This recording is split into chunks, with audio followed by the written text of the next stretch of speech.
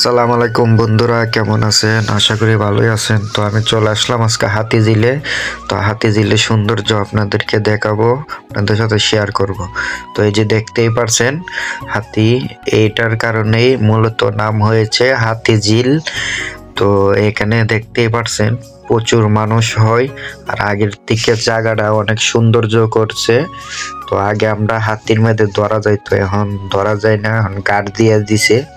তো আপনারা দেখতেই পারছেন এখন খুব পরিবেশ এবং কি খুব সৌন্দর্য, মানুষ বসার জন্য জায়গাও করছে, সাইডে পুল করছে, এই যে বসার জন্য মানুষের জায়গা। তো এই যে ফুলের বাগান দেখতেই পারছেন, আগে এখানে খাবার দাবার নিয়ে বসতো অনেক দোকান, তো এখানে অনেক এখন আর নাই এই জায়গায়।